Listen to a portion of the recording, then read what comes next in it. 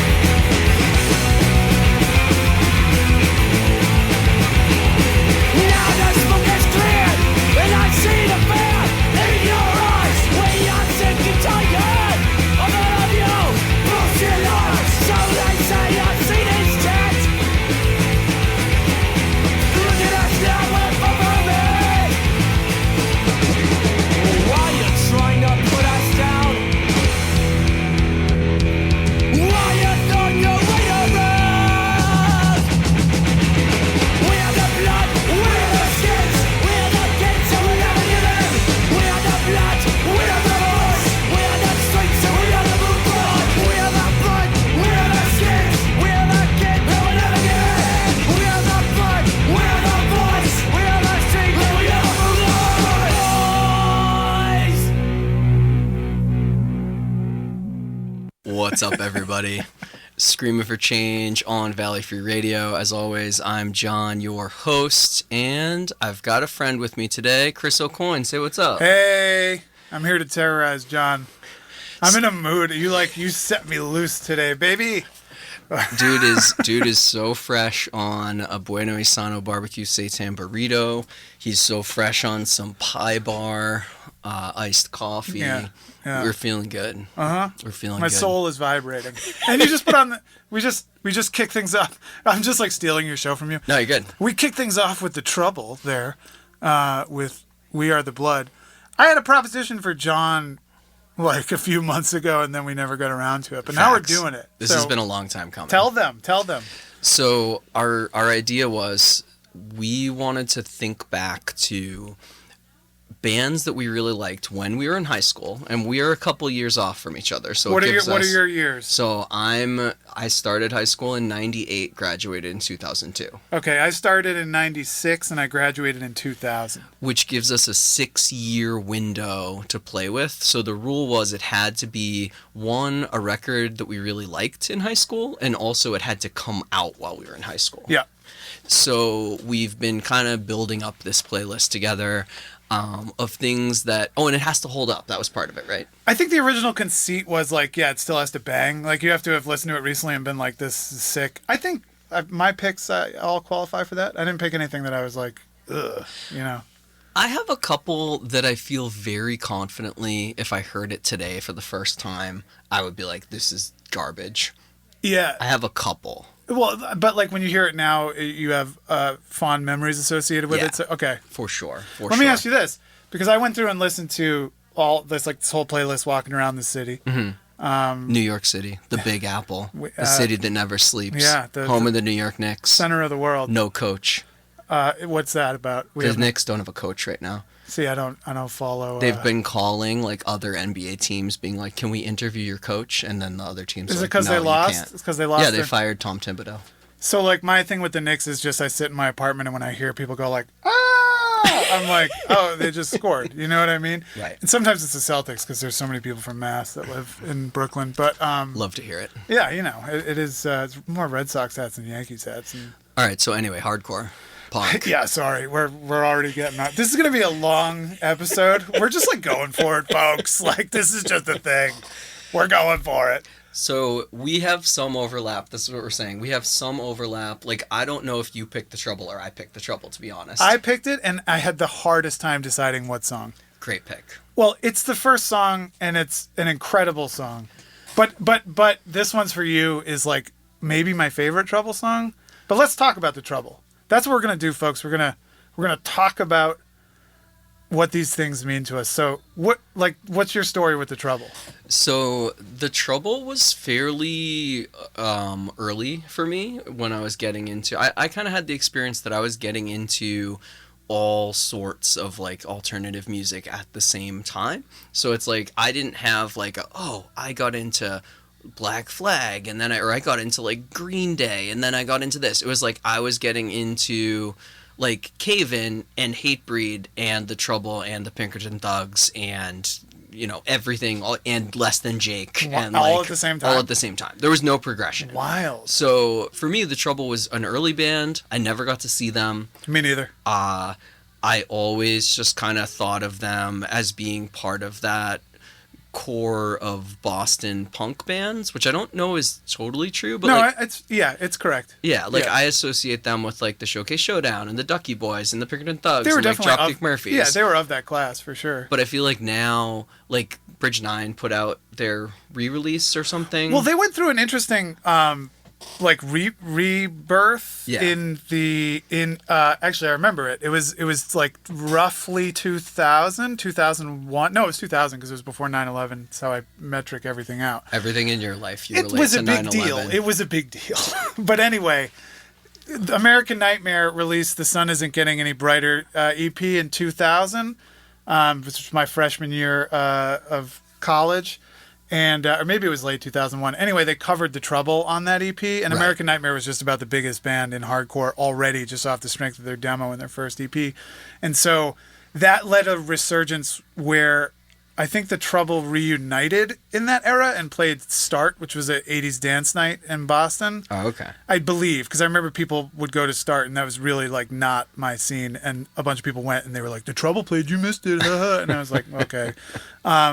But also, Gibby, the singer, started Panic somewhere around then also. Right. And so Panic was kind of instantly a big, notable Boston hardcore band. So The Trouble had a resurgence, and then they did reunions later I actually missed it for like a very stupid reason. I also missed it. It was like in 2008. And then they just did a run of reunion shows last year. It might have been 2023, so forgive me if I'm wrong.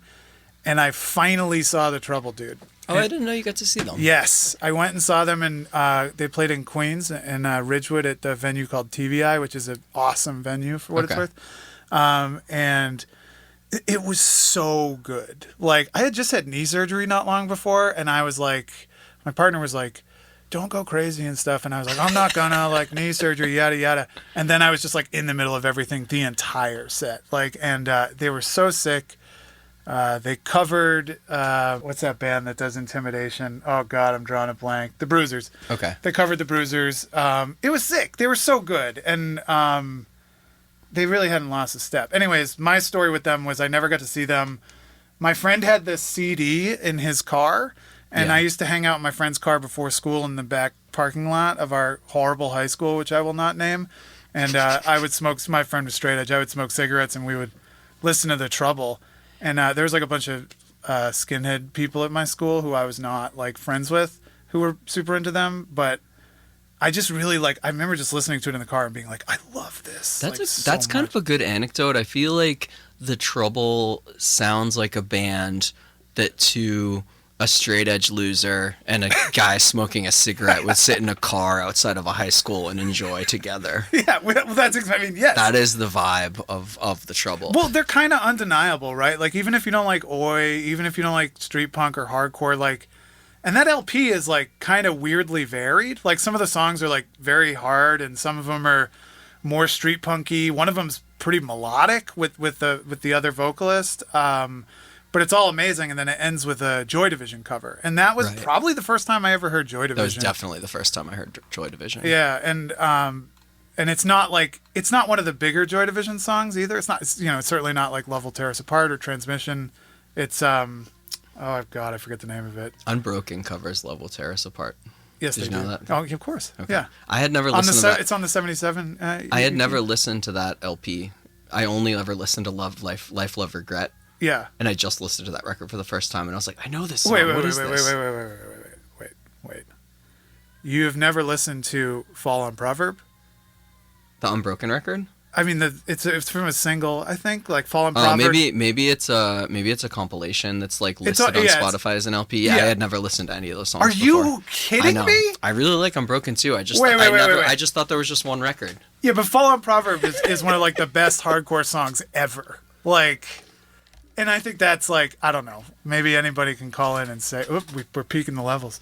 Fallen Proverb, Galanis, like, are you serious? I don't know what to tell you. Oh my God. And I think is the B-side. Those are like the best Unbroken songs by like a country mile. Like, okay. You've given me my homework. We're gonna move on to the second song. You had the first song. Okay. We're gonna go into a couple songs now because we've been talking for like 11 minutes already. That's how it's gonna be. You bought me coffee. Since it's my pick, I am going to go with something completely different sonically than Chris's first pick. This is a band that I had their t-shirt when I was in high school, and I wore it pretty much like weekly. Like if you look in the yearbook, any picture of me, I'm wearing this shirt. And the band is Shadows Fall, who Rory... my boy Rory and I saw them a bunch of times. Shout out to Rory. This was just a really, really fun band live. And one of the guitarists now lives right next door to one of my friends in East Hampton. Really? They just recently reunited, correct? Yeah, they did. Dreadlocks. Yeah. Yeah. That dude still has his dreadlocks. He still skateboards too. How? I don't know. He's like way older than us. Yeah, I don't know. He said, I listened to an interview with him with Brian Fair, and he was saying how like he still shuts them in like car doors all the time and stuff, and how annoying it is. Well, he came by when I used to work for one of his friends in Boston. Mm-hmm. He came by the studio once, and I remember him getting out of his car with his dreadlocks very distinctly. It's a lot. Nice guy. A lot of hair. This is Shadows Fall with the song Flesh Hole.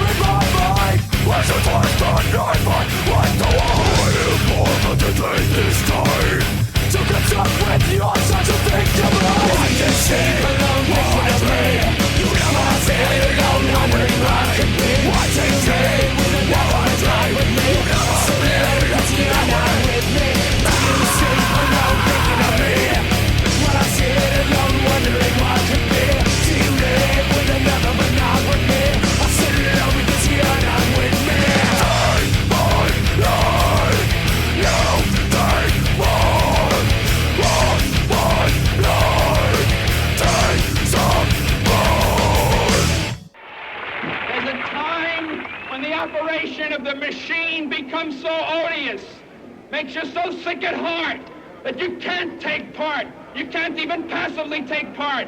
And you've got to put your bodies upon the gears and upon the wheels, upon the levers, upon all the apparatus, and you've got to make it stop. And you've got to indicate to the people who run it, to the people who own it, that unless you're free, the machine will be prevented from working at all.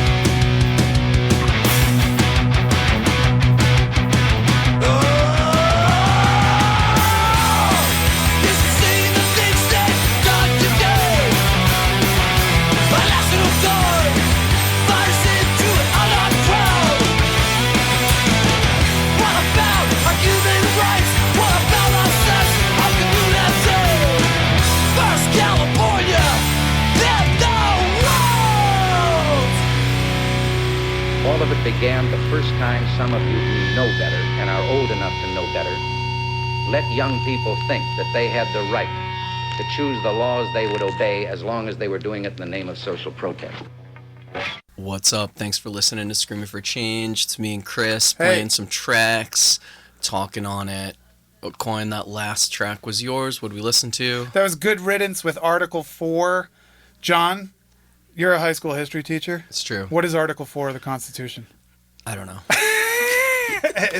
I ask because I have no idea what it has to do with this song. Because Article 4 of the Constitution has to deal with the states, like states' rights in the federal government. And this song by Good Riddance is largely about the 60s. And it's like about... It's kind of about just like all of the simmering chaos in the 60s. And he's talking about how he didn't want the government to forcibly integrate schools. No, incorrect. No. Jeez. It's like a kind of just it's like going over the events of the 60s about like the Tetsy's fire and about like Black Panthers versus the Oakland Police Department and stuff. It's kind of just a catalog of things that happened in the 60s, but I was obsessed with this period when I was in high school. Right. And this album was like, this album got like a lot of play in my friend circle, and it was kind of one of the first more hardcore-ish kind of records, but this Good Riddance is kind of a band that walks the line between like pop punk and hardcore. So melodic hardcore would be like fair to call them. Yeah, this is not a band that I ever have really given a lot of time to. That cover art is terrible, though. Their artwork is not great. But it's supposed to be like, it's all part of the like 60s thing and the CIA. They were super political, which is part of what attracted me to them. But this is their best record, in my opinion, by like a pretty wide margin.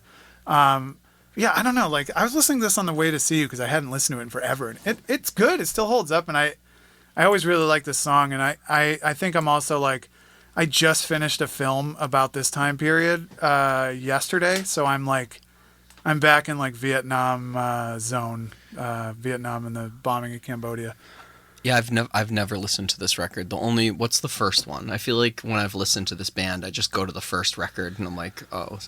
It's either A Comprehensive Guide to Modern Rebellion or the one before that, the other one with the soldier on the cover. Is it like Of God and Government or something like that? That's isn't that that's Death Threat? Millions die for God. Forgotten Country. It's Forgotten Country. I wasn't that far. Oh, God and Country. Yeah.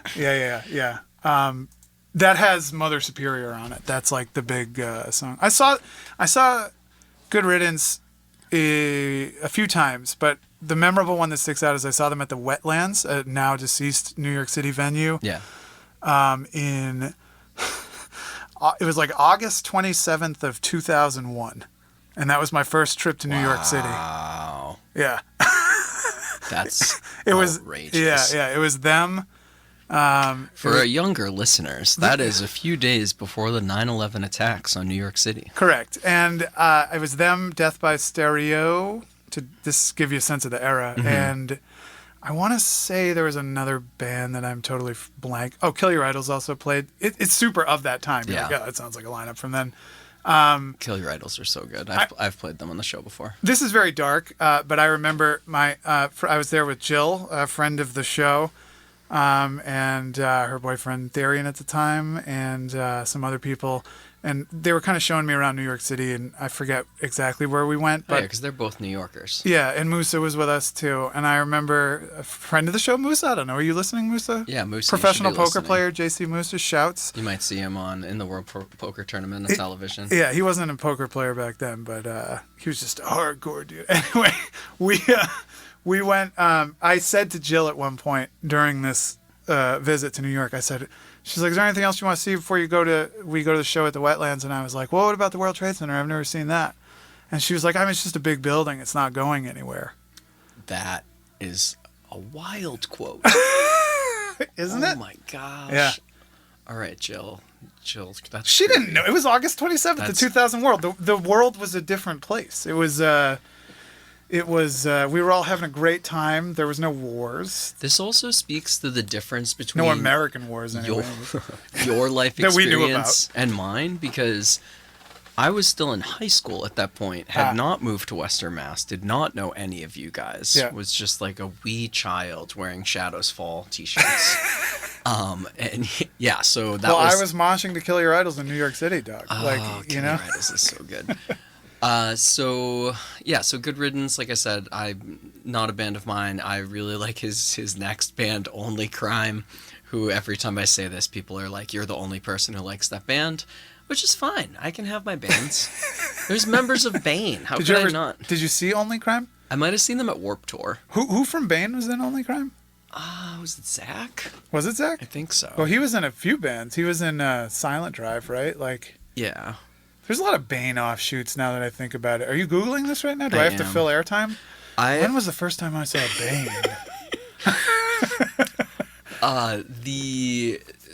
When Dooley was on, he was going through these old Western Mass show flyers, and there was a show that was like a band that was pre-Bane. It was like members of Bane and Converge, and they had no recordings, and there's no record of them on the internet anywhere. Oh, really? Which I thought was kind of cool. Yeah. That's impressive. I'm searching under images. For bands like that, I usually go to a friend of the show, Andy Skelly. I don't know. Are you listening in France, Andy? He might be. He might listen. It was Aaron Dahlbeck was in Only Crime, the guitarist. Oh, okay. Yeah. Andy has seen all of those Bane-related bands. Like, he's just always like a font of knowledge for that. So he's like, oh, you don't know so-and-so? I have that demo tape somewhere. Yeah, and it's in my basement. Oh, is it? When he moved to France, I have all of Andy's records in my basement. There's one episode coming up. The idea is that I was going to come in, and me and Natick were just going to take one box of 7-inches and just pull random 7-inches and play them. From Andy's? Yeah, from it. Does he know about this? Yeah, he told me I could do it. We should FaceTime him into the show right now. It's like 100 degrees in Marseille. He has, it's like 5 or 6 boxes of 7-inches. Like, I haven't even looked at his LPs. The 7-inches are on top. Yeah. All right, you get next pick. What are we going to play next? I'm picking next? Yeah, right? Because, no, I just did Good Riddance. We have like 100 songs to go. Okay. Play me something, John. I'm just going to stay heavy. I think these are... All of your stuff... No, some of your stuff is a lot of my stuff is pretty heavy. Are you going for... I see where you're going. No? Maybe I'll go here? Well, I love this. Okay, let's do that. So we're going to go into the track, Juggernaut, from the band so good. Cave In.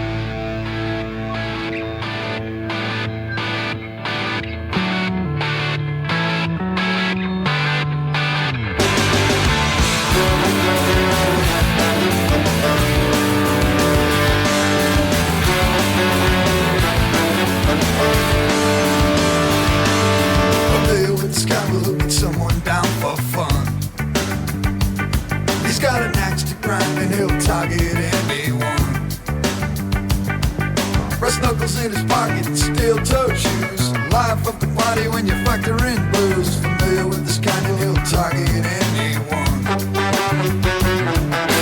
Violence, when will they learn? Time's running out and the tables will turn.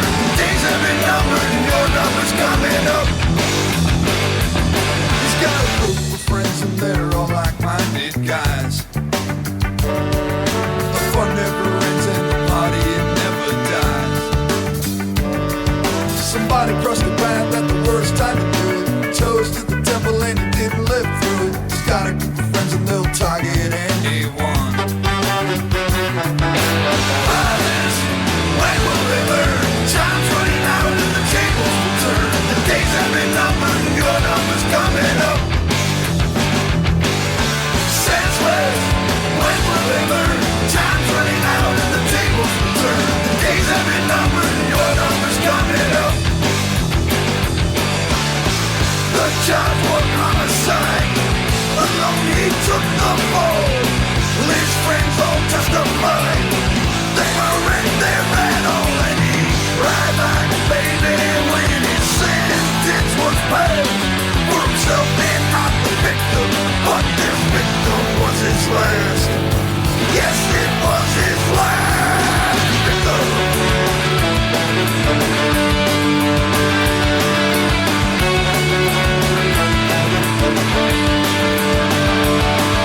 Still familiar with his kind. Too many of them left behind. Up to all that he once was. No other reason, just because.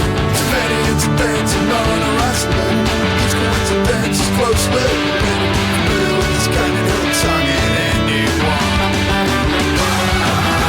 Violence, when will they learn? Time's running out and the tables will turn. The days have been numbered and your number's coming up.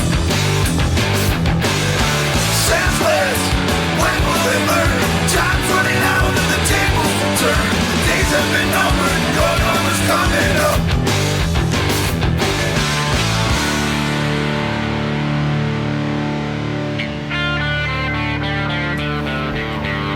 Pick it up, pick it up. You just heard Numbered Days from the Mighty Mighty Boss Tones, and how do you even say that word, O'Coin? Haushinka Yeah, I believe. by Green Day. Yeah, Hashinka. Those two were Chris's picks, our major label representation here. And Major label debut. And before that, I had If Marcus Garvey Dies, Then Marcus Garvey Lives by Piebald, and Cave In with Juggernaut. So my two picks, I loved Piebald. I still love Piebald. Same with Cave In. They had a split 7-inch between the two of them. Merrimack Valley Hardcore. MVHC. I just played Piebald, I think, on like the last episode also. You're a Piebald guy. I'm a Piebald guy. Were you at UMass when they played the Student Union? I was. I think it was just before. I was there with Brandon and little Laura. Uh-huh. Friend of the show, Tom Rowe, booked that show. Right. And I remember I met Rich, Running Rich, at that show. Yeah. I don't know. I haven't seen Running Rich in 15 years. Yeah. It might have been just... No, I actually saw him recently. Really? I don't remember where, but I remember having to be like, You're not getting him confused with Bike Riding Rich. No, it was different. Because I saw him at Orchid and every other New York show. Yeah. Yeah, no, I think I saw him because he was friends with Billy, right? Was he from New Jersey? Oh, yes, he was. Yeah. Yeah, he's a Jersey guy. This is sorry. This is really annoying. No, this is good radio. This is great. So Piebald, Piebald played UMass when I With? was. Who opened for Piebald, John? It was Piebald and There Were Wires. Correct. Who I also really liked. It's the only time I ever saw them. Same. They just reissued their record Somnambulists like 2 or 3 years ago. On Tor Johnson. I believe it was, yeah. That's a very good record. He did There Were Wires Moment split 7-inch was like a very early record for me. Yeah. And that's your neck of the woods, isn't it? Yeah. That guy Paul put out the discography LP of both of those bands. Oh, no way. And they were cheap. They were like, I want to say it was like $12. Yeah. But yeah, it was awesome. I just got a bunch of Converge records for $12. I was there. We may have made a little trip to Newbury Comics. Shouts to friends of the show, Matt Swift. Yeah, shout out Matt Swift. So Piebald, I've seen Piebald. My wife and I both really like Piebald. My college roommate Jon and I both really like Piebald. So I've been to many, many, many a Piebald show. Most notably, they played one of the Wallingford VFWs. Like, kind of, you know, they got really big and were on MTV and stuff and were playing massive venues. And then, like, a few years later, they were playing at the Wallingford VFW. Oh, I've been to that VFW. Yeah, I've been there on a the million train times. tracks? Yeah. And they were just like, we haven't played a VFW since so-and-so was straight edge. And they were all, like, laughing. And I was like, you know, 20-something straight edge and being, like, mad. I'm like, why are they making jokes about sold out. You guys sold out. Why are you making jokes about straight edge?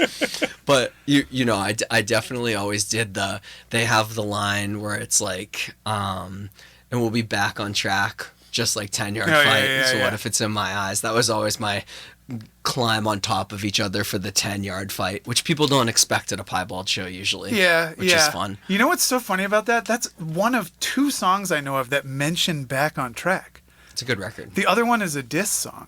Oh, that's incorrect. They were wrong. It was like, you keep telling me to get back on track or something like that. Was it a Have Heart song? No. Oh. No, it was, I want to say it was, and forgive me if I interpreted this lyric wrong, and I'm going off of memory from 20 years ago, but I think it was Scraps and Heart Attacks. Okay. You remember that band? I do remember that they had band. A different I couldn't name. tell you what they sound like, They had a different name before that, but my friend played it for me at the time. My friend really liked them, and he was like, "Check it out, dude! They're dissing 10-Yard Fight." And he was like, "Listen to this band. They have a terrible name."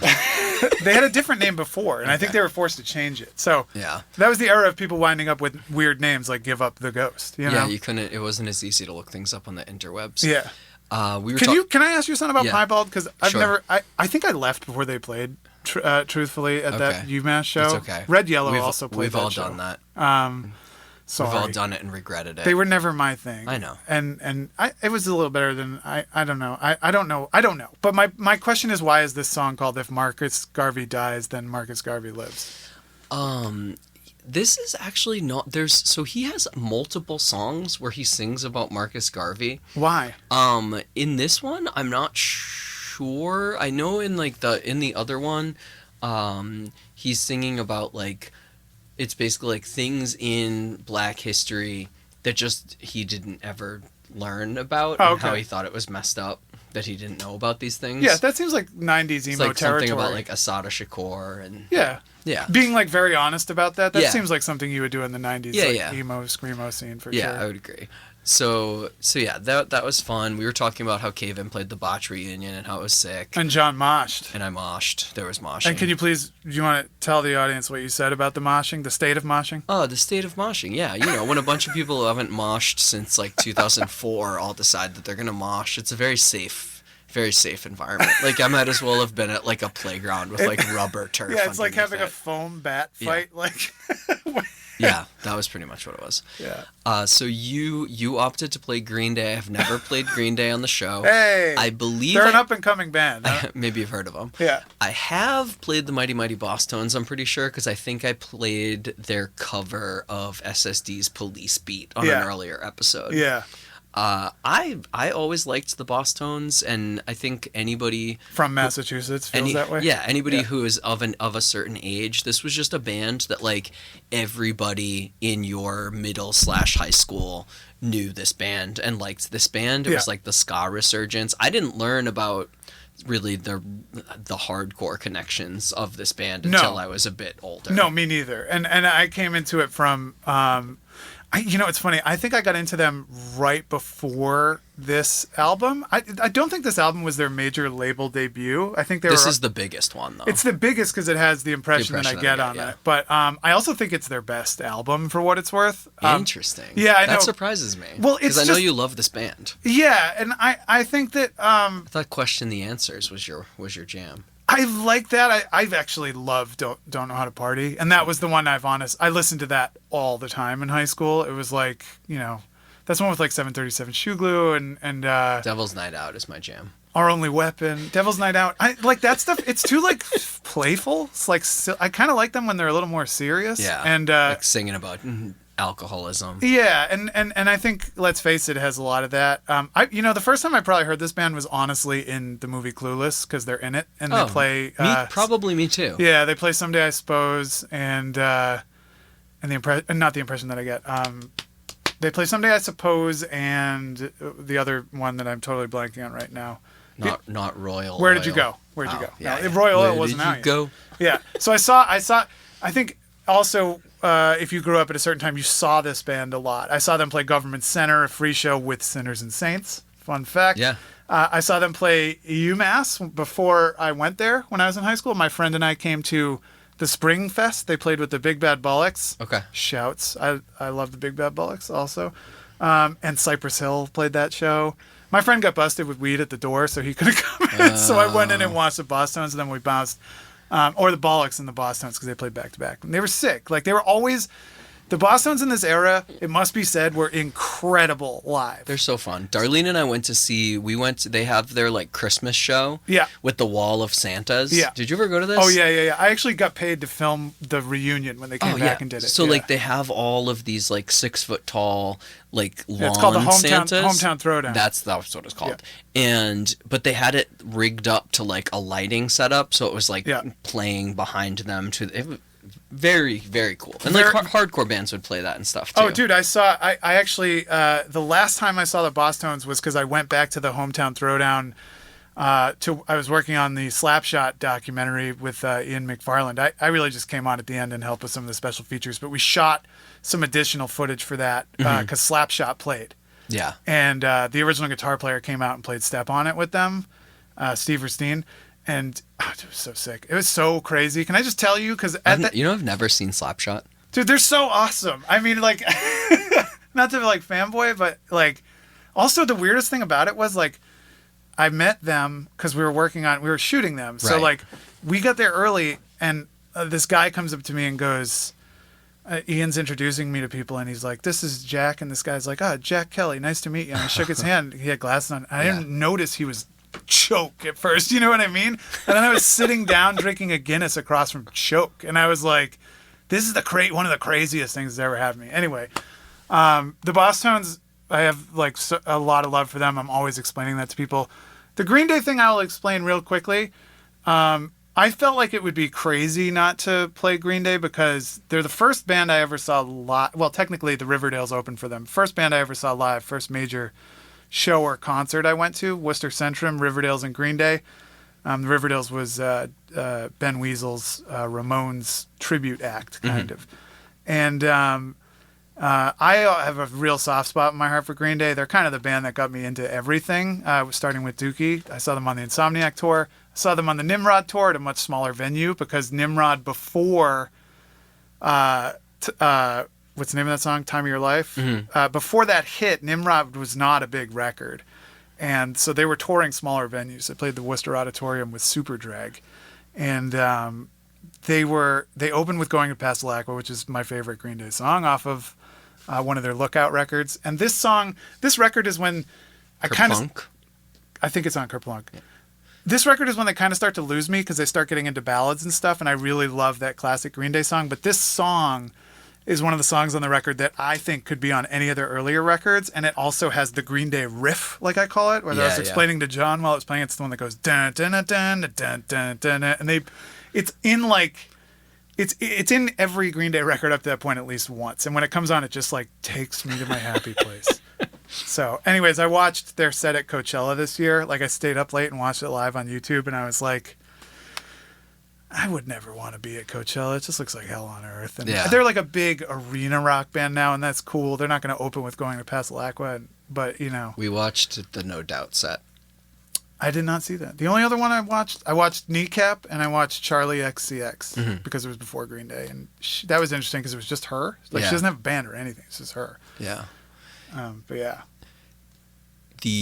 Green Day, I mean, that record, I was saying, if you were flipping through any teenager's CD booklet in this time period, you know, they had this and Dookie and all the Nirvana CDs and like Alice in Chains and like that Mighty Mighty Bosstones record too. I absolutely had all of those, but also like Dookie, like everyone had Dookie. Dookie was the second CD I ever owned. I mean, I had Dookie after Alapalooza. I had Dookie on tape like years before I even like knew what punk was. Yeah, if absolutely. That makes sense. No, I mean, it was the first thing I heard. The funny thing about Green Day is that I heard Longview and I was like, whatever. Yeah. That was the first like single. Mm-hmm. Basket Case, I have this like distinct memory of hearing Basket Case or seeing the video on MTV and being like, I love whatever this sound is, because it's like punk. It's like fast and like that was kind of it for me. I mean, that was like a rap on it. You know what I mean? Like that was, yeah. So suffice to say, like I feel like putting Green Day on here was like a no-brainer. Yeah, I hear that. I think I'm gonna continue in the major label world to play something that I think you are slightly too old to appreciate, and I am. This is maybe, I don't even know if I would call it a guilty pleasure, because I feel like I always own up to liking this band. The last time I talked about this band, Michael made me listen to the Suffer Survive record. Oh, I know what you're playing. that Musa was obsessed with, and I still to this day hate. Do you really? I hate it. There's some good songs on that. I hate it. I bought it on. I picked it up. But I'm gonna tell you this: the only thing that was redeemable for me about it when we listened to it, because I was like, I'll really listen to it, and I listened to it, and I was like, oh, you know what this reminds me of?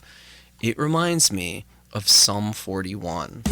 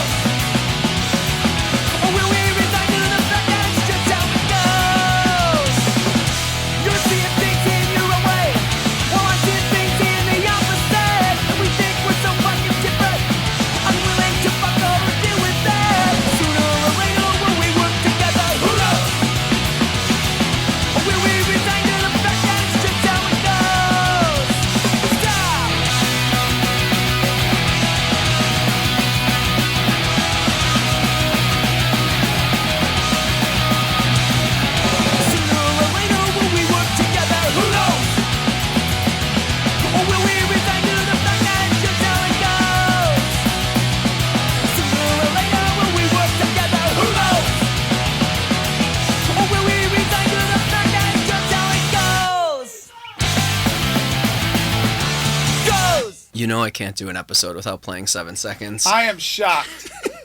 Shocked. I can't believe you've played 7 Seconds in this house. Unbelievable. Safety Net, the song Safety Net was a song I downloaded off of MIRC like servers, like when I don't know what that, I have no idea what that is. Oh, it's like pre-Napster. Oh wait, Internet Relay Chat? Yeah, Internet Relay Chat. So yeah. I downloaded the song Safety Net off of that, and that was off of this album. So I figured since you did your major label ones, I was going to do mine. So I'm going to start just saying a couple things. So 7 Seconds, my favorite band ever, obviously. This album, Good to Go, Rory burned this for me after I had heard that one track, and I remember him being like, oh no, you want the Crew, and I was like, no, give me the newest one, you know, and he burned me a copy of this. On the drive here, we were listening to their 1993 record called Out the Shizzy, which was their like attempt at alternative rock, which is hilarious because somehow from 1993's Out the Shizzy, they get signed to Sony, and they put out the Music The Message in 1995. Now, the Music The Message is the first one that I owned of theirs, and I really liked that one. But then 4 years later, they're back on to Side One Dummy again with Good to Go. There's a song about the internet on this one. Sooner or later. What did they have to say about the internet? You live your life on the internet.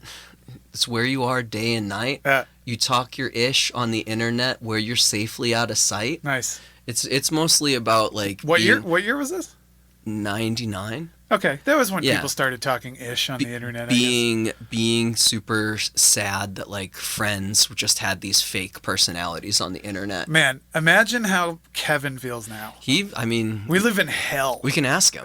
Call up Kevin. Yeah. Get Kevin on the phone. Get Kevin on the line. Mr. Seconds, we have a question for you.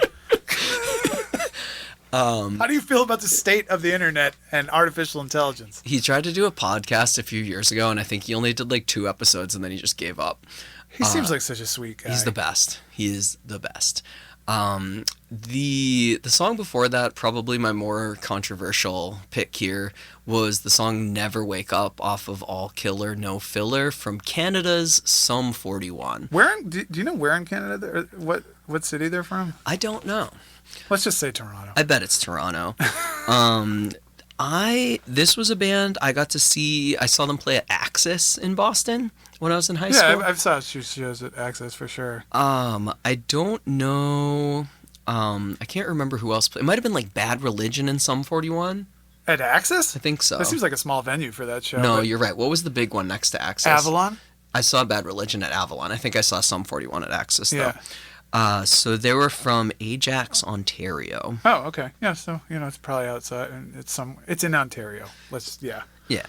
So they had like a music video on MTV with like DMX and like riding 4-wheelers down the street. Was that Fat Lip or was that a different one? I think that was a different one. Okay. I think that was like the next single after that. I'm only familiar with the singles. Right. And the singles were, they like are rapping and stuff. I put this band like with your Green Days and your like, your pop punk bands that went mainstream. Like, I don't know. I still listen to this and think fondly of it. I have a good friend who loved this band and loved. Is Chuck the record after this? Chuck, yeah. That's the first one that like fell off for me. That has like the zombie on the front. Yeah, I think he loved it. I just remember he was really surprisingly into this, and so you had said like I was too old for it, and I was like, I know a guy who definitely rode for this. And that came out in 2004. So All Killer No Filler was 01. Does This Look Infected was 02. Those are the 2 that I'm familiar with. I bought Chuck when it came out, but I don't remember anything about it. I remember reading about it in a magazine. It had an interesting story that like Chuck was this guy who saved them during some like insane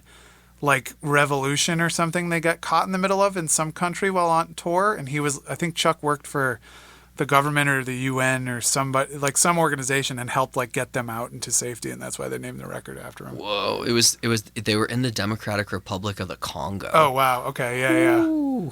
And he saved. Who did he work? Did he work for the government or did he work for the UN? It was the UN. Okay, yeah, and he like got them to safety, which was pretty wild. Yeah, isn't that wild? Like I remember reading about it, being like, wow, this is like a movie. You know what I mean? That's insane. Yeah. When what was it? Is it the Last King of Scotland? Is that the? That's Idi Amin. Yeah. Yeah. But it's like that's the vibe of that. Like they're like stuck. Like people are stuck in. Oh God, I don't. The dude, because didn't the dude who's the white dude who's the main character like slept with the dude's wife or something? He's like a journalist. I'm trying to remember the plot of that movie. Yeah, I don't know. They were in like and then I'm combining that in Hotel Rwanda. I never saw Hotel Rwanda. That was a very different. Hotel Rwanda was like the genocide, obviously the Rwandan genocide. Yeah. Right. All right. That's a movie I should see, John. I don't know why I never saw it. Yeah, I'm surprised. Where do we go from genocide? It's your choice here to pick the songs. Well, you know what? Actually, it's funny you said the Axis. So let's go next. Let's do The Explosion, a band who I'll just preface it by saying when this band came around, I was really excited about them. There was kind of like a lot of hype around them when they started. This is effectively off their demo, I think, which then Jade Tree released as an EP. And I think there was a member of The Trouble in this band, which is why I was excited by it. I saw them play the Axis. I want to say it was with Saves the Day, and I don't remember who the headliner was. Maybe H2O. I think both of those bands make sense for that time period. Yeah. So anyway, I love The Explosion. I love this record and Flash Flash Flash very specifically. I think Flash Flash Flash is one of the perfect like punk records of the 2000s. I don't think I've listened to this in 20 years, so it's good. Here we go. This is a little harder, a little rawer than Flash Flash Flash.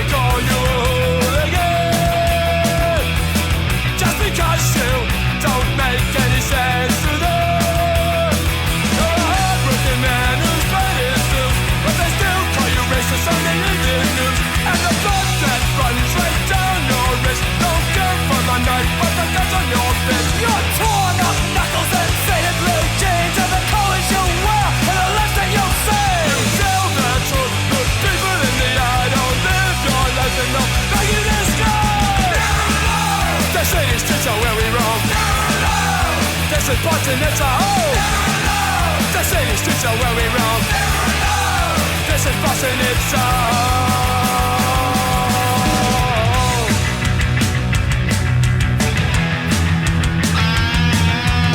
I don't need no gang to wash my ass. Just loyal friendship and a fine of past. In the midst of the chaos and insanity, I'm a member of a working class society. A sweat in the rain and a fade in the streets, but a will-win spirit can never be beat. You can shoot and you can kick, but together we'll stick through thick and thin, not stick, no stone. And break the bond that has grown. On and on we fight and roll. The city streets are where we roam. This is Boston, it's a home. The city streets are where we roam. This is Boston, it's a home. Yeah! The city streets are where we roam. This is Boston, it's a home. The city streets are where we roam. This is Boston, it's a home.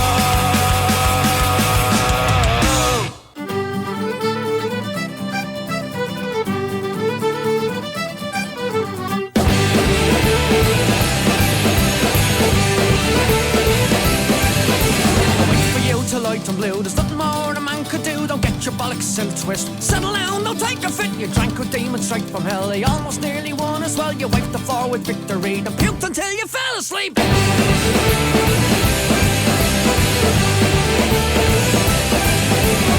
it was the Banshees, well, these boots will never fill a jail. You crawl into an empty boat. Fought a go from Mexico, but Curtis came and so did you. From the ashes, charred and blue, smelling like a salty dog. Back from hell where you belong.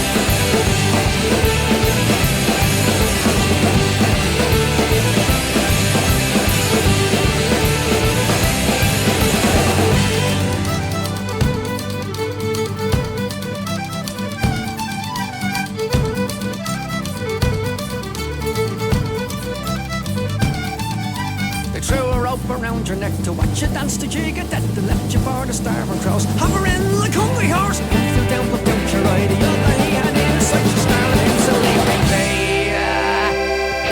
I need the bugger so I can see.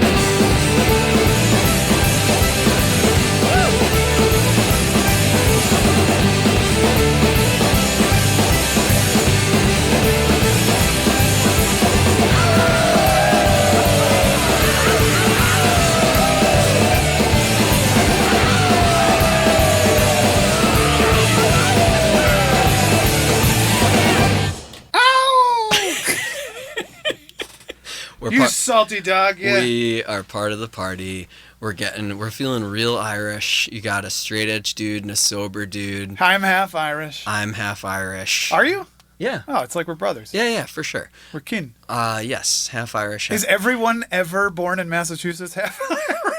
Yeah, I think most people are lying. I always wonder. So this is actually a tie-in. My family certainly was. They pretended to be Irish, but then the Irish crept in anyway. You see how that works? Yeah. So Floggy Molly, Salty Dog. This band, I think I also saw at Axis. We just keep talking about Axis. I saw them at the Palladium. I saw them at Warp Tour also, for sure. I saw them there at some point. I loved this band. I listened to this band once a year, like clockwork. Is that right? On St. Patrick's Day? When I run the St. Patrick's Day road race in Holyoke, the 10K, I didn't run it this year, and I felt super guilty about it, but it was fun being a spectator because it's a great spectator event. Classic Western Mass culture thing. It's like 8,000 people run it. It feels like you're at like the Boston Marathon. Holyoke is like a big Irish town. Yeah, huge. For sure. But when you register, you can register. Usually you register in like your age group or like your weight class. If you're like a heavyweight, you can register as like a Clydesdale or an Athena. And then you get like ranked against people in your categories, or it's just by age group.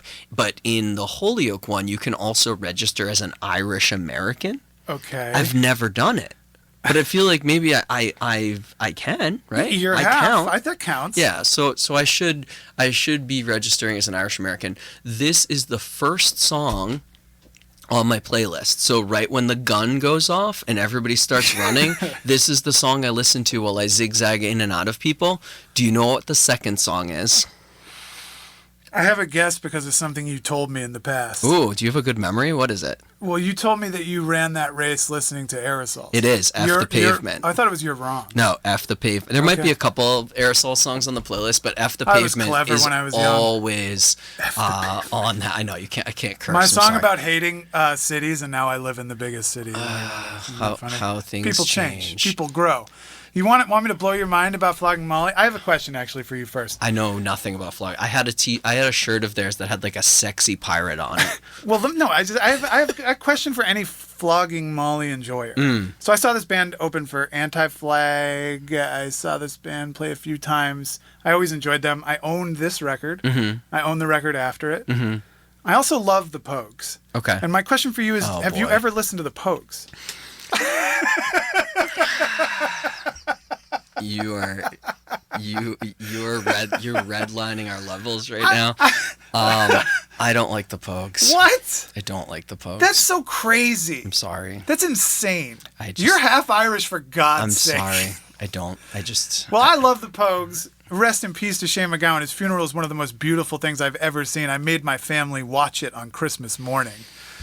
That's how much I love the goddamn the Pogues. But anyway, Okay. Sorry, but it's just they're clearly like inspired by of the ilk of the Pogues, and I always find it interesting when people are like, I enjoy Flogging Molly.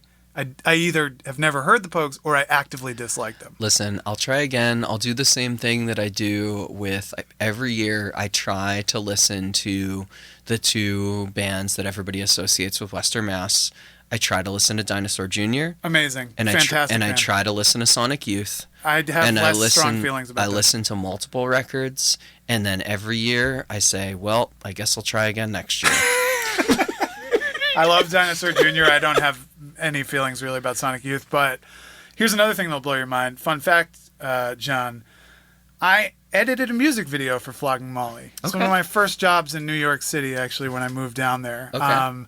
It was they did a cover of Bob Dylan's The Times They Are A-Changin' for an Amnesty International comp of all, it was like a fundraiser for all different bands covering Bob Dylan. Okay. And it was kind of a nightmare to edit because it was just like a studio shot footage, if I remember correctly. But Did they do a good job with the cover? Yeah, it was fine. I mean, I don't remember super well. I worked on a lot of weird stuff then. I worked on promos for the Metallica Lou Reed album Lulu. Okay. I worked on promos for Adele's 21. Okay. I worked on all kinds of stuff at that point. A lot of weird music related stuff that. Yeah, you're just in a New York state of mind. Yeah. Live performance from Chick Chick Chick at some point. You remember them? Yeah, 3 exclamation points. Yeah. So I pulled Flogging Molly. That was on my list. You had Never Alone from the Dropkick Murphys before that. Can I just say something quick about the Murphys? You sure can. Sorry.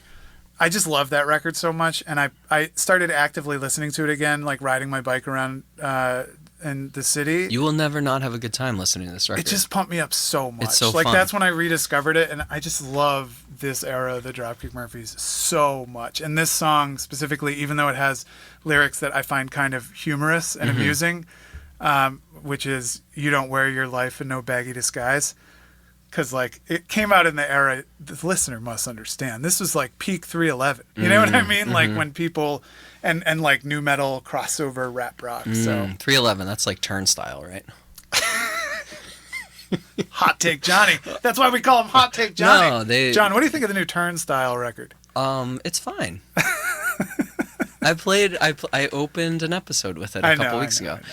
The Al Barr wrote the intro or the foreword to the Roger Murray book. Oh, you were just telling me about the book. Yeah, that I'm reading right now. You just started it, yeah. So he wrote the intro and was just talking about like doing the Bruisers and like how they played with Agnostic Front and how like scary Roger was and how they became friends. That tracks. There's also that clip of Freddie at the beginning of the re-recorded version of Intimidation 97, where it's like, you keep punching me in my D and punching me. You know what I'm talking about? I didn't know it was Freddie Madball. I heard that song back then, and then later I was like, oh, that's Freddie Madball. Man, what a life that guy had. I would strongly recommend folks check that out. I think it's called My Riot. And then also check out Ian McFarlane's film, The Godfathers of Hardcore. Which I still need to watch. Yeah. So it's Vinny's 70th. It's Vinny Stigma's 70th birthday this fall. They're having a show, Agnostic Front, and I forget who else down in the city. You know, so Vinny's new book, I put in a library request, and my librarian said it was, so Western Mass is the CW Mars network. Mm-hmm. So she was able to get me one of the books I wanted from the Boston Public Library, which was nice. They do like, and then she said she looked in every library in the United States, and not a single library has Vinny Stigma's book yet. Really? So I'm gonna try to put in a request to have them add it to my you my could just home take a spin library. down to New York Hardcore Tattoo and get one from Vinny. I know I could buy it. I like getting stuff from the library, though. I have way too many books. One of my biggest regrets, I was biking through the Lower East Side once, and I was probably drunk, and so this was many, many years ago, and I biked past New York Hardcore Tattoo, and Vinny was like sitting outside, and I was so psyched, and in my head I was like, why didn't I just yell Stigma? You know? Yeah, like it's like one of my great regrets of my life. You know? You messed up. That's like the time I saw Brian Lapis walking down Route 116, and my wife was driving, and I rolled down my window and screamed Brian Lapis at the top of my lungs. I used to work with Brian Lapis. I know you did. That's why I brought it up. But she still brings it up as you terrorized it was like 100-degree day, and he was like going to church or something. He had like a full suit on. He was just sweating walking down 116 in South Hadley, and you can't yell at the weatherman on like a heat wave. He's gonna think you're like an assassin. It was a crazy time. And then he came to talk to my kids once at school, and I didn't tell him the story, but I did introduce him. I said, "This is Mr. Lapis," and it just felt so wrong. For the listener, Brian Lapis is the weatherman at Springfield WWLP. WWLP Channel 22, the NBC affiliate, Western Mass. Also the former employer my of former my friend employer, here. straight out of college. What was I going to say? So we didn't even go through all the tracks. So we played Flogging Molly, Dropkick Murphys, The Vigilantes, The Explosion. You talked about The Explosion. I know nothing about The Vigilantes. Do you have any words on that before we jump into the next track? Yeah. Okay, Here's my quick primer on The Vigilantes. I saw them with The Explosion, I think, a few times. They were a Boston band that I think has been forgotten in history. They have a very good LP that came out on GMM. This is off the EP that followed it up. I think the EP is their strongest material. Saw them play. I have a few distinct memories about this band. One of them is that I saw them play the Warped Tour one year. They were playing on like the local stage or whatever. Yeah. And they have a song called Them and Us, I think, or Me and You. And the chorus is like, they don't give a F about me and you. And they gave this speech. They were like, to circle back on a previous song, they're like, Green Day's playing over on like the main stage right now, and that's all like major label, blah, blah, blah, and they don't give an F about me and you. And then they went into that song, and even though I love Green Day, I was like, yeah! I just always really liked this band. I really liked this EP, and I was revisiting all this stuff, and I was like, the Vigilantes don't get any love. And then years later in Boston, I met the guitar player, I think it was, who also was in Ringers. He went on to be in Ringers, who was a band that Aerosols and Wasteland played with. Great band. An incredible band. Listener must check out the Ringers. They have 3 records. They're all perfect. At least 2 of them are on YouTube. Yeah, and they're on 1234 Go Records, and you can still get the vinyl from 1234 Go. So, like, the Ringers are like one of the great unsung bands of Boston. So fun. Yeah, so I got good. to see them Incredible so many times. band. So I just I met him at he got into stand-up comedy, the guitar player, and I met him at a stand-up comedy show at some point. So I just really like the Vigilantes, man. I feel like they don't get their flowers, and I think that they were just like a good crossover-y street punk kind of thing during that era, during the era where like hardcore was starting to like really take over again. Yeah.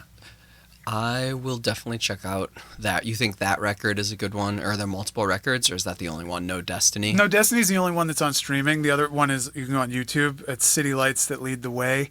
And that's an LP. And it's good. The production's not as good as No Destiny, but... Okay. I'll check out No Destiny. Yeah, it's just good, man. If you like that. Whoa-Ohs. Like, I'm such a sucker for Whoa-Ohs and any other thing like that, so...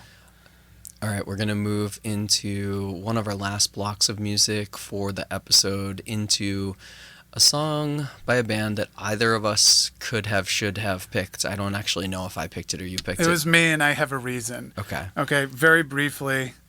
I think this is the Pinkerton Thugs. The song is Never Say Die. This is off their practically posthumous record. I think it came out after they broke up, and it might have even come out in 2001.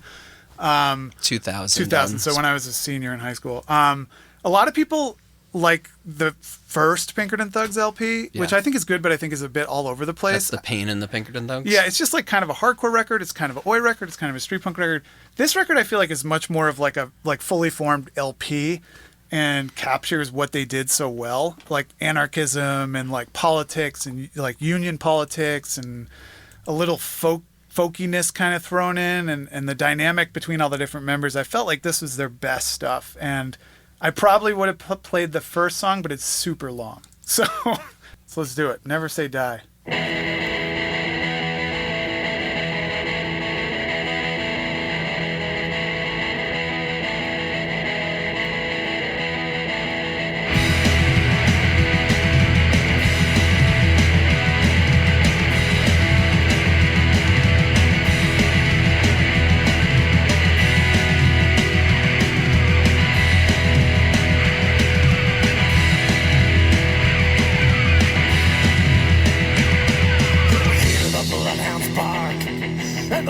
Stiff and stark. I'm getting bounces, food in the ground with a bullet in my heart.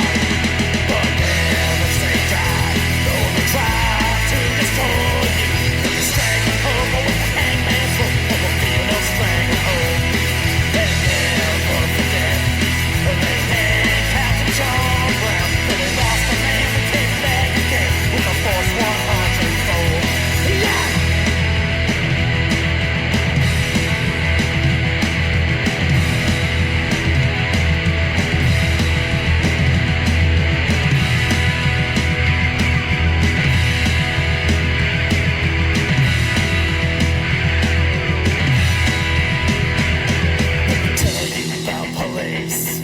They want a piece of me. Their hate is a beast that lives and breathes and fed by the bourgeoisie.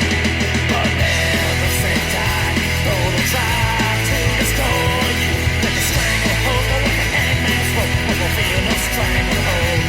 And never forget our brothers in Braintree. Though we lost a man, we came back again with a force 100-fold. Yeah!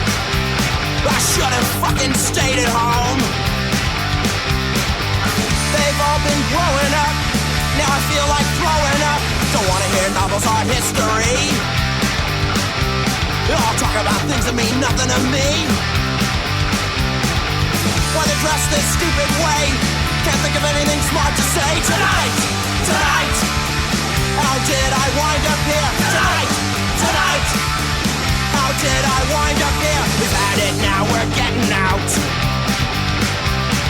Gonna find a party we can jump and shout. We're only given little drinks, giving too much damn time to think. Tonight, tonight, how did I wind up here? Tonight, tonight, how did I wind up here?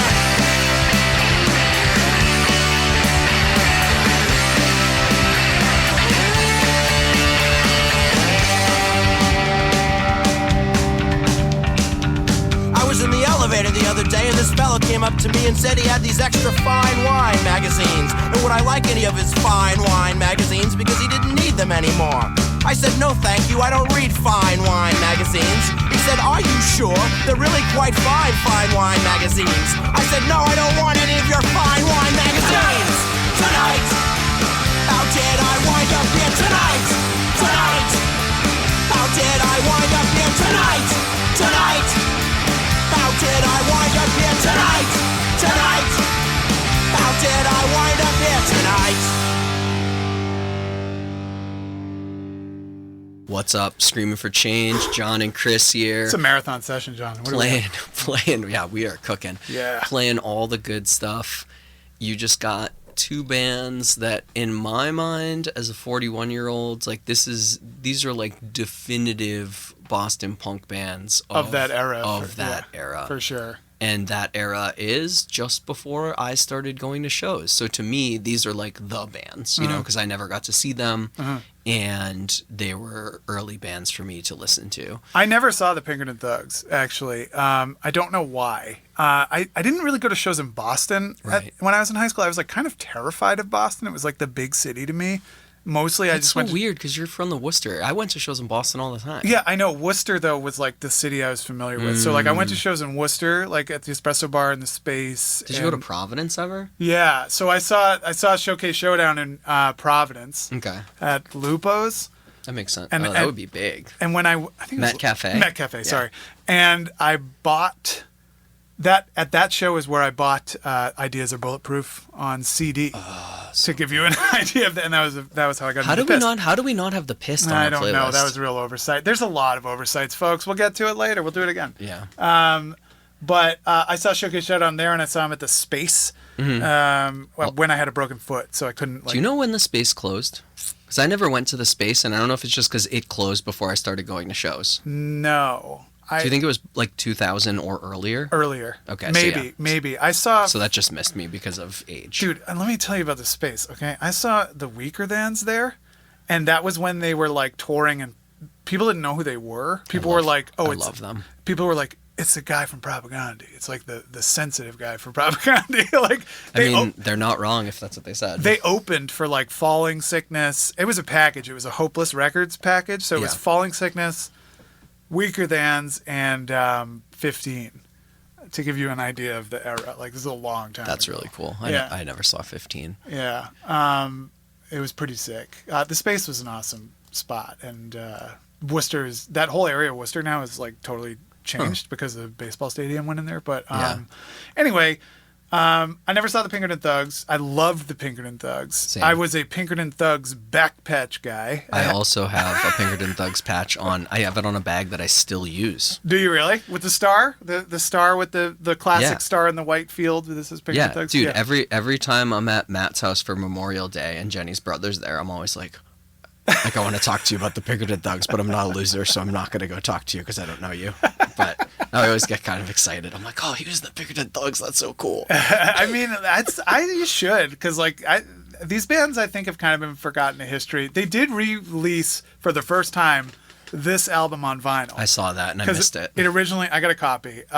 It's on white vinyl, the whole run. I think this only came out on CD initially on Go-Kart Records and came out kind of posthumously, so they just kind of let it go. They didn't like promote it or anything. I really, really, really like this record. And that kind of segues nicely into the Showcase Showdown song, because I find when I talk to people about the Showcase Showdown, I think a band you and I love and most people from Massachusetts love. And Scott Beckett, shout out Scott Beckett. He's going to listen to this and be like, yes, they played the Showcase Showdown. And then he's going to be like, they played the wrong song. Yeah, probably. Sorry, Scott. But I have a reason. But I really love this record. This was kind of their record that came out towards the end of their run. It's their most produced record. Mm-hmm.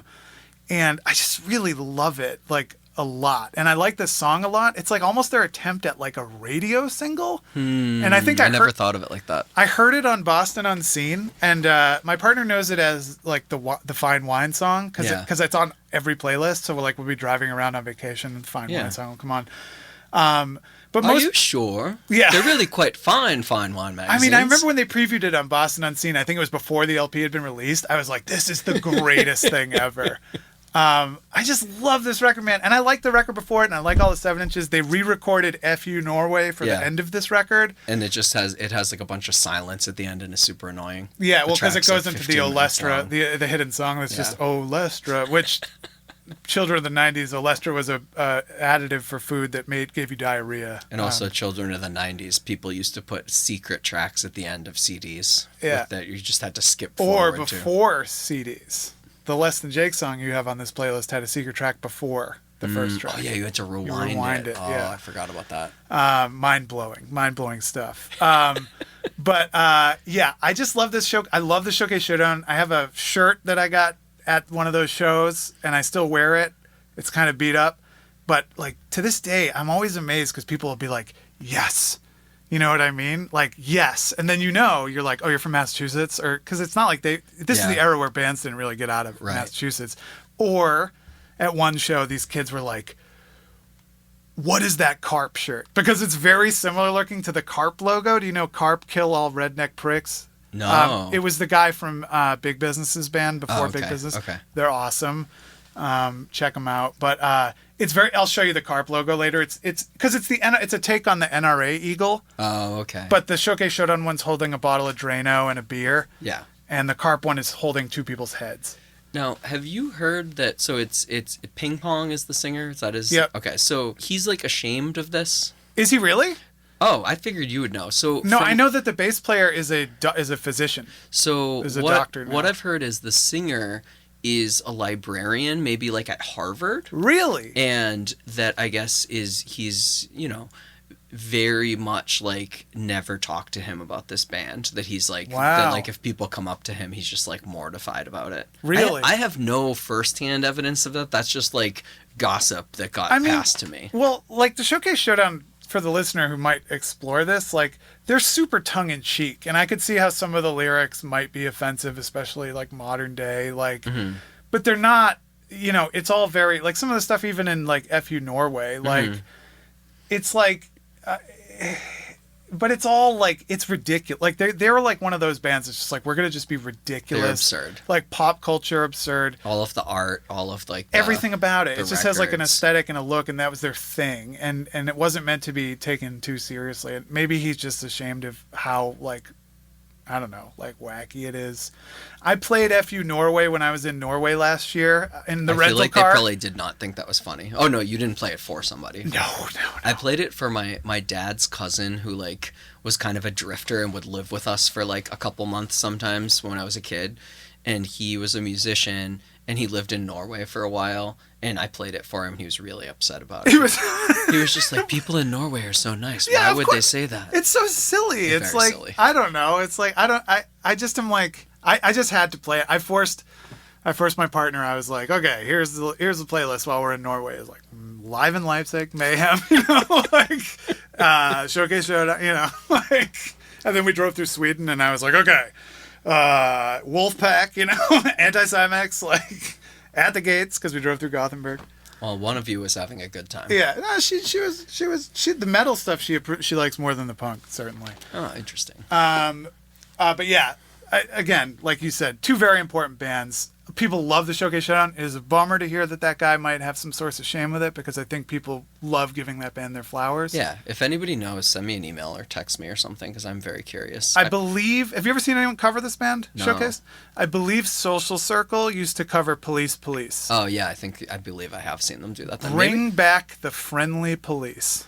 Brilliant song. Like just their pockets stuffed full of crispy notes. It's so funny. It's just such like they were so good at that, like sort of social criticism humor. Like I bet Bramhall would be able to confirm that story about ping pong. Check it out. Maybe I'll ask him. I've never heard any of this. As far as I knew, all those people fell off the face of the earth. I mean, I know they started another band. The Twerps. No, they had a split with the Twerps. The Spits. Yeah, Spits. Yeah. Yeah, I'll ask. I don't know if Jeff still listens. Every once in a while, I shout out Jeff Bramhall because he's the reason that I to found see out if he's about- listening and he'll reach out to you. No. Just because I like to thank him for because he was really good friends with my girlfriend when I was in high school, and he would make her tapes, and then she would make me tapes from his tapes. So that's how I got into both of these bands. Is that how you got into punk? Yeah. Nice. Yeah, for That's sure. awesome. That's all. It's such a romantic, old time way. Yeah, for sure. So we have a few more songs. We're gonna play 2 songs, and then we're gonna come back and then close with 1 song. So we're gonna go with. Can I set this one up? Yeah, Chris, you want to give your background on this, and then we won't have to talk to them about it after. I have worn you out. I have destroyed you. This is a song called Social Security by a band called The Unseen. This band was like really big at one point in Massachusetts. They played every show. What, Darkbuster had the song I Hate the Unseen, right? Correct. They had a beef there. Yeah, I love that. I feel like I saw them with Darkbuster one time, and Darkbuster played the song. Yeah, that's very funny. They were a street punk band. I would say their main influence was probably Conflict, if I had to guess. But I really love this band, especially when this record was released and the record after it. And we always had a joke in Aerosols that we were going to cover this song. I don't think I've heard this in 25 years. Oh, I think it's still good. But we were always like, we're going to cover Social, and then we'll play the Social Security cover. We never did it. But I also have a fond memory of a friend and I talking about this song back then. And he was like, in high school, he was like, it's ridiculous. Like, what are they even talking about? Like, taking away Social Security? That's not going to happen. And here we are, folks. They're taking it away. It's 2025, and they're taking away Social Security. This is Social Security by The Unseen. Hey!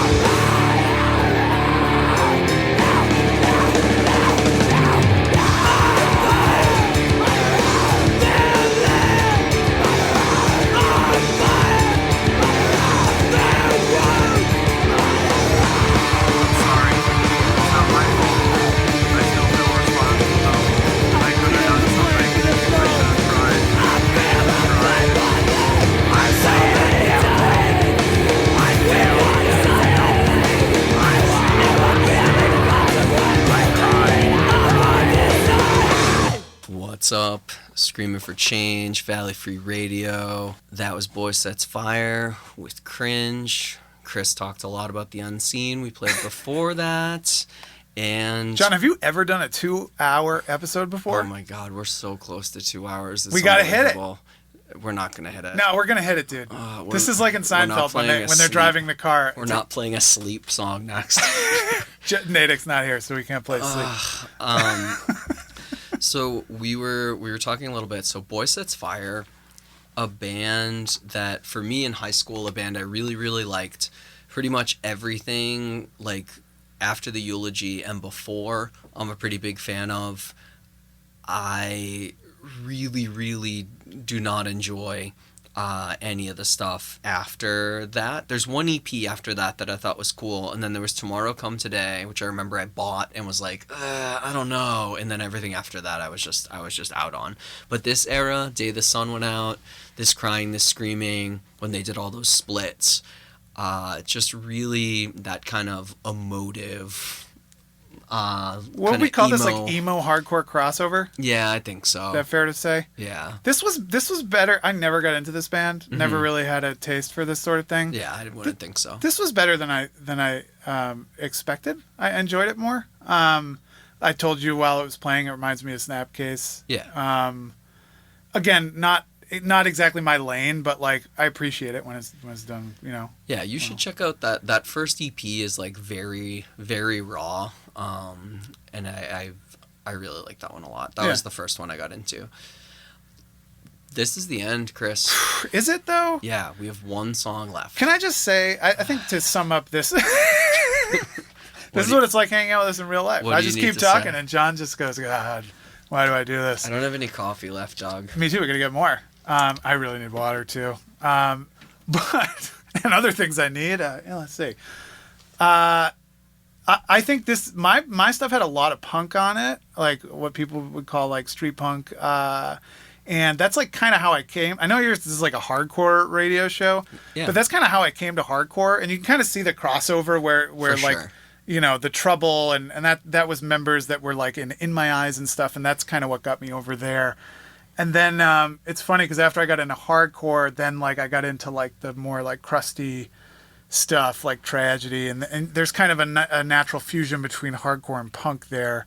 And then it's so funny because like as an adult now, like when there's bands like The Chisel that come along, they remind me of the stuff I came up in high school, but with hardcore mixed in, and Homefront and stuff like that. Like that sort of oi street punk sound is kind of resurrected, and so it sent me back to a lot of this stuff. And I'm like, I still dig all this, and I've been listening to it a lot more and appreciating the new stuff influenced by the old, and that's kind of where the hardcore stuff comes in for me.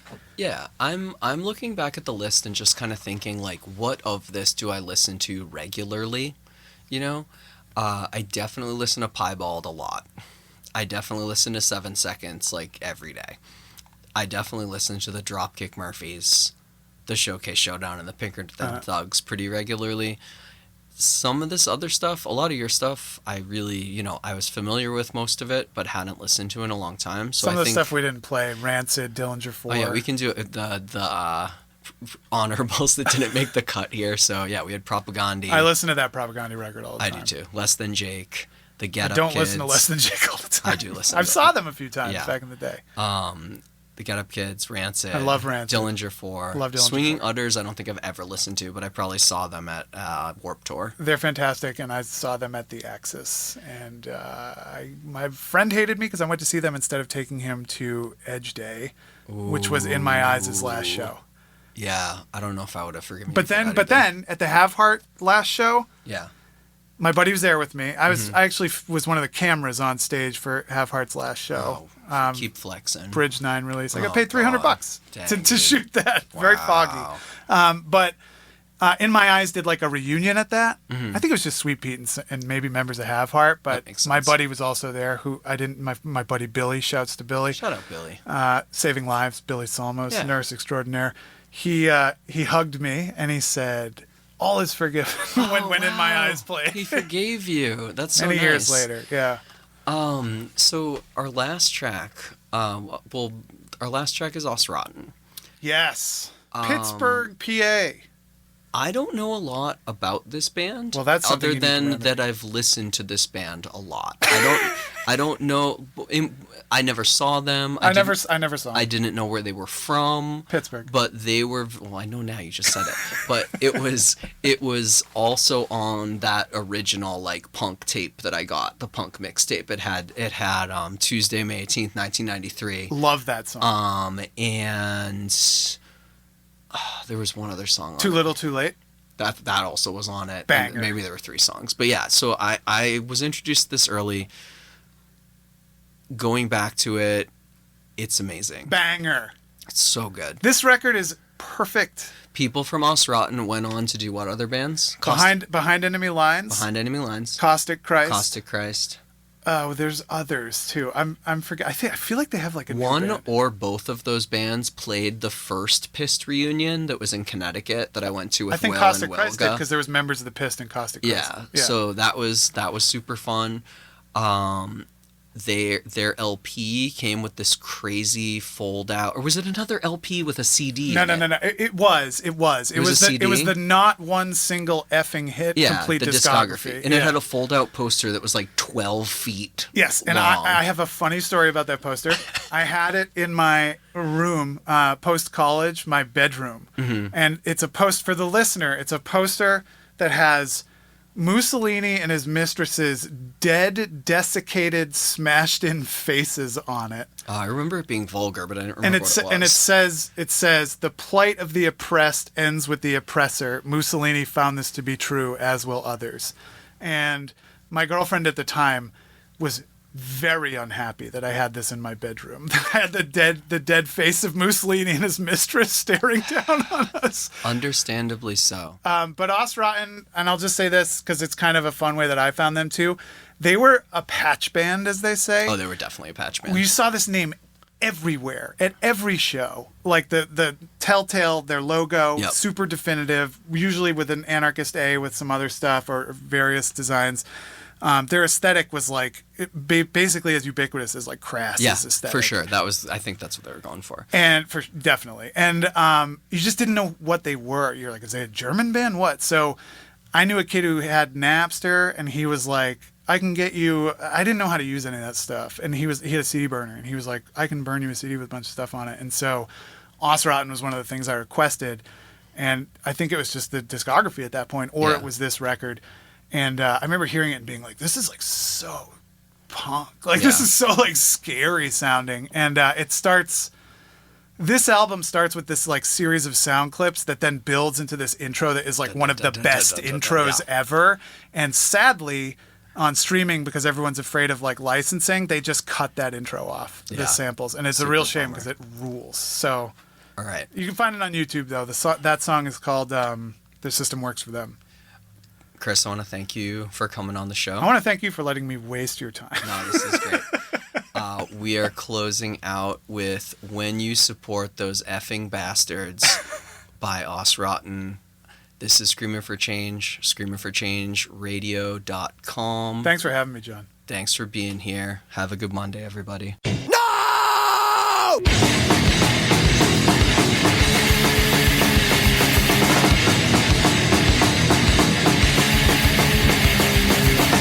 Watch explain what's on.